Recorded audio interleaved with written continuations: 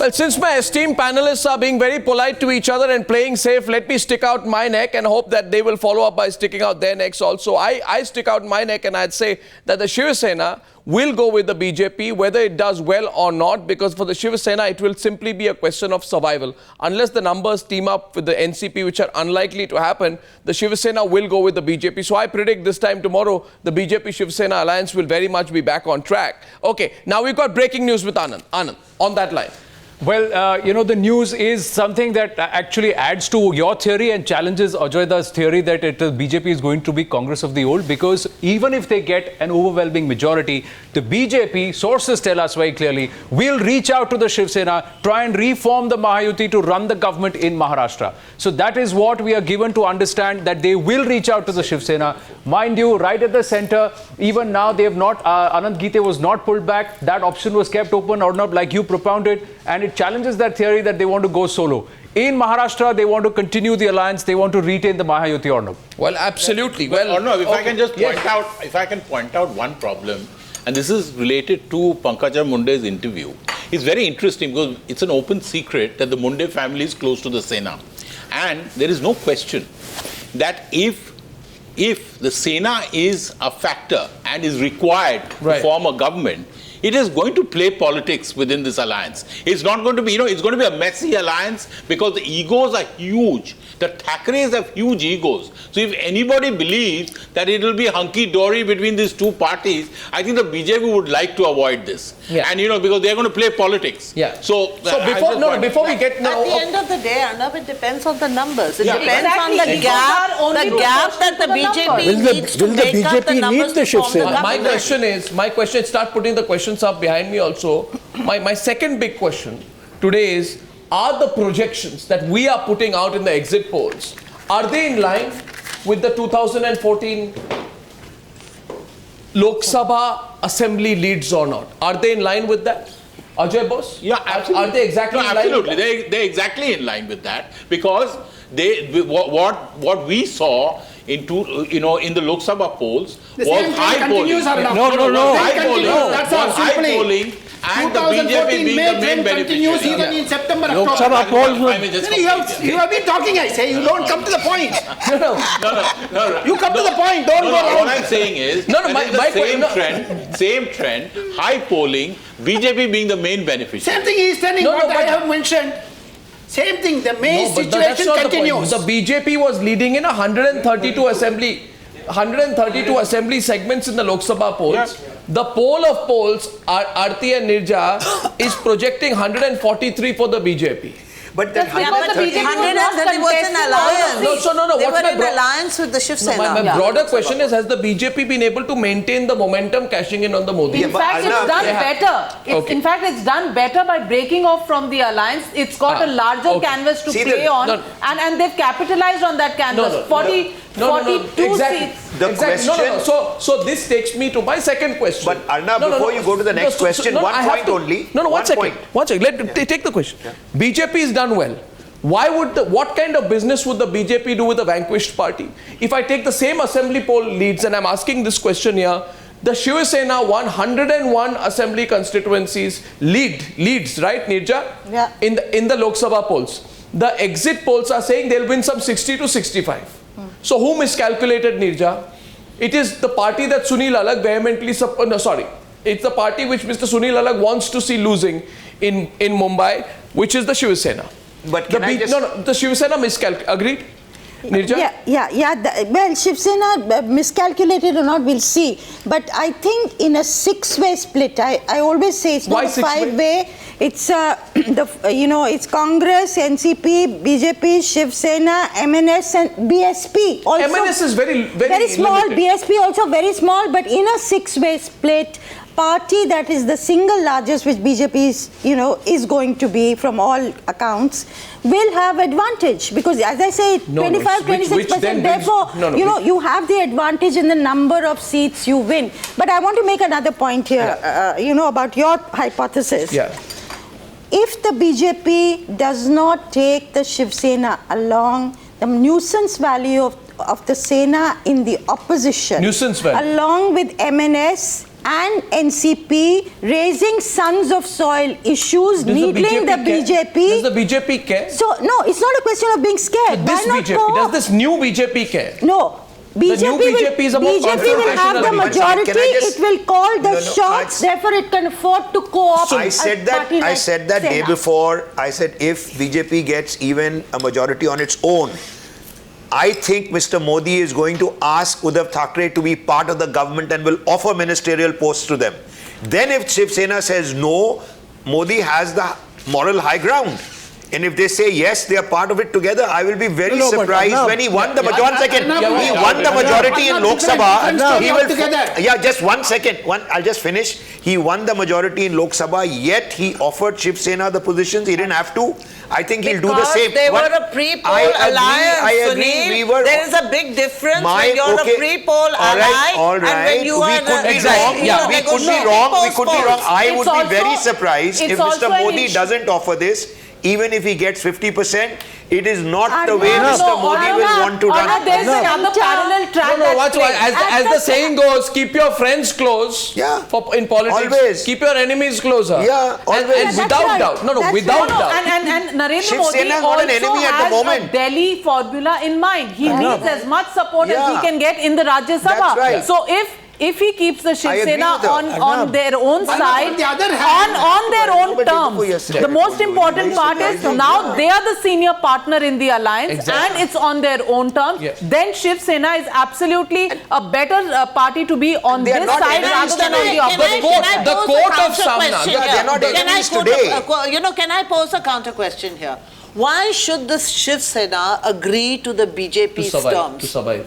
That's but right. if it is Arnab, one of the why shouldn't it survive? 1 minute. Why shouldn't it survive? One of the polls has predicted something like 71, 77 seats for the Shiv Sena, right? Yeah. So therefore, it will be the opposition party. It will have the leader of opposition status in the assembly. I mean, that's where the party grows. The NCP, Congress are over. Their history. The opposition space has to be taken by somebody.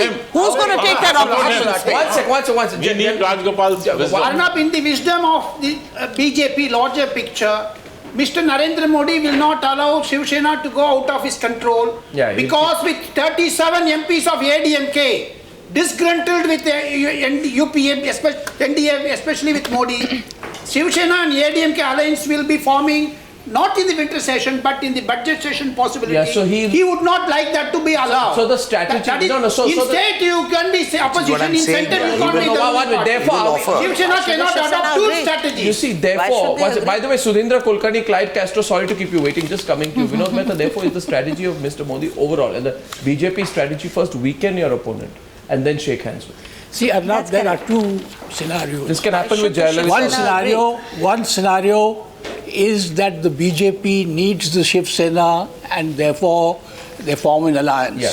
The other scenario is out of magnanimity, out of wanting to keep the Shiv Sena in control. Yeah. They get a majority but still invite the Shiv Sena to be part of the government. Absolutely, I agree with you on that part.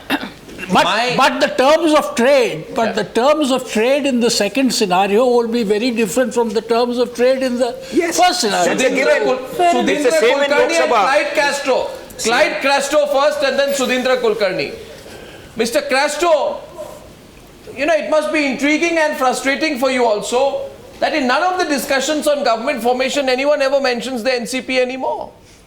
I mean, you seem to be not even a side dish ahead of the results. Why has it come to such a pass? Well, Arnab, since everybody and when you mentioned NCP, someone gave a very sarcastic kind of a snigger or something.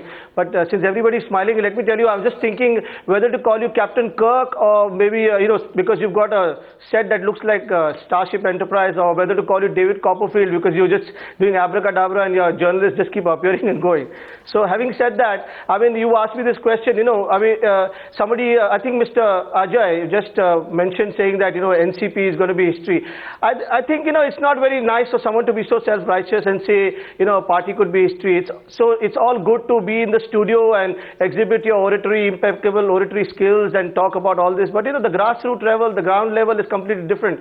I mean, all that you've been showing exit polls, and I agree with what you said. That the exit polls may never always be right. So why don't we just wait and not go on by hypothesis and just go on thinking that we will not do well? I mean, I'm back here tomorrow. I'm sure I'll talk to you at this time, and we'll see what the results are. But it's not so easy to rule us out. Whatever the results may be tomorrow, come what may, NCP is never going to be history. Take it from me, my friend. Yeah, you don't have to look so far.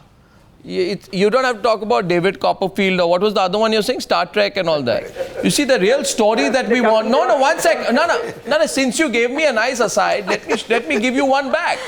Okay, Clyde? What we need to know, you just need to think about Alexander Dumas's great 1844 novel, The Three Musketeers. So there are two musketeers, which is the Sena and the NCP. You are already doing a tango. You haven't got a third musketeer with you. And that's why it is increasing your levels of frustration. There isn't, because the MNS isn't a musketeer worth looking at. The Congress won't team up with the Sena. So the problem is this whole alliance that you were hoping would happen. Have the results come out? Arnab, the results are not out yet. Wait for the results tomorrow. Okay. We'll wait. Since he mentioned me, let me just reply to it. So you confess that you were the one with making the slide. No, that's what he said. And I did say history, but you've had 15 years. It's very logical that you go out of power. Yeah. Why do you think it's such a great surprise? Yeah? You had 15 years. That's a huge run. Three successive terms. History is the end. Nobody becomes history. Tell me something. After the election results come out, are you going to be history? Because there'll be no exit polls or debate for some time now. No, sorry. You cannot call us history. No, we don't. There are no permanent full stops in politics, Mr. Crasto. Let me explain to you. That's exactly what I'm saying. So you cannot put a full stop in politics. Yeah. No, I agree with you. Full stop on us, my friend. There is no full stop. I have not even put a semicolon. You are overreacting. Now the question here is my question is my question is to Sudhindra Kulkarni, who has been watching this discussion very keenly. Mr. Kulkarni, we are talking about the power games and the power struggles. Broadly tell me, first part, your comment on what the BJP is likely to do, the two scenarios Vinod Mehta spoke about. And secondly, the desperation to stay in power, because it now becomes a survival game for the NCP. If the NCP stays out and is reduced to a number like 50, right?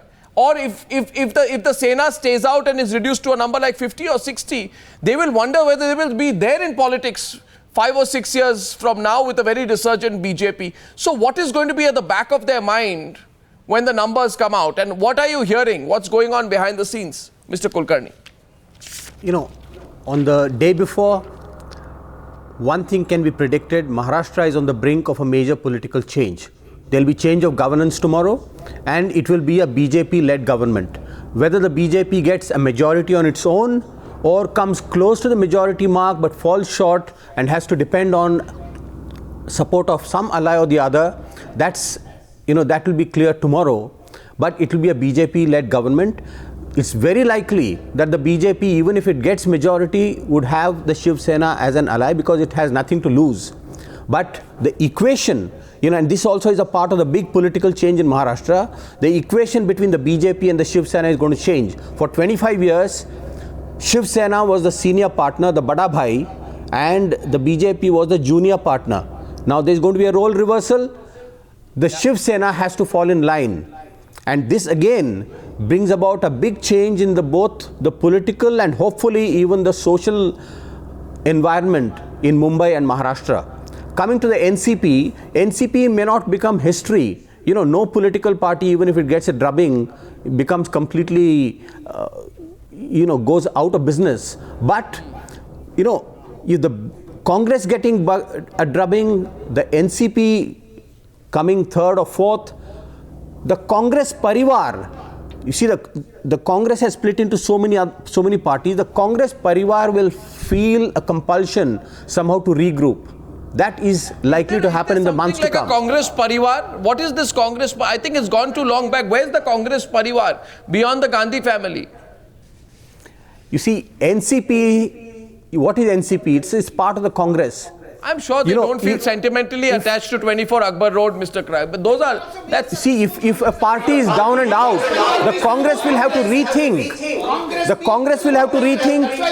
The parties that broke away from the Congress will also have to rethink about their future. No, I think what he's saying at a national level. He's saying that tomorrow the parties that broke away from the Congress, if the Congress does badly, will have to rethink. So what he's saying is, going back to what we discussed, is that there is going to be, if tomorrow the Congress gets defeated and the BJP sweeps these two states, Sudhindra Kulkarni is saying that churn will start happening. But what he's saying is that the churn may not start from the Congress party. It may engulf the Congress party, but start outside the Congress party. And remove the family from the top leadership of Congress. That's what he's saying. He's saying a coup from outside rather than a coup within.